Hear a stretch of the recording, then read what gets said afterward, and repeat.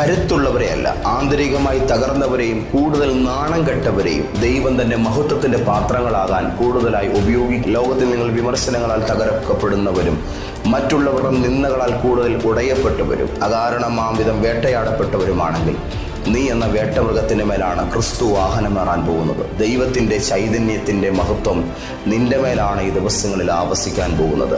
ദൈവത്തിൻ്റെ മഹത്വകരമായ കാര്യം നിങ്ങളുടെ മേൽ വരുന്നതിന് മുൻപ് ദൈവം നിങ്ങളെ ഊട്ടച്ചിരിക്കും. ഇഷ്ടം മാത്രം നടക്കട്ടെ എന്നുള്ള നിലയിൽ നമ്മുടേതായ അഹങ്കാരത്തിൻ്റെ അവസാനത്തെ വേരും തകർക്കപ്പെടുന്നതിന് ദൈവം നമ്മളെ ഏൽപ്പിക്കുവാൻ വിധേയനാക്കും.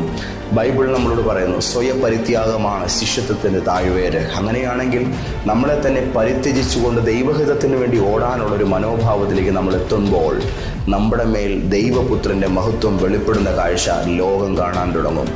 നമ്മളുടെ ചൈതന്യമല്ല, നമ്മളിലുള്ള ദൈവത്തിൻ്റെ ചൈതന്യമാണ് മറ്റുള്ള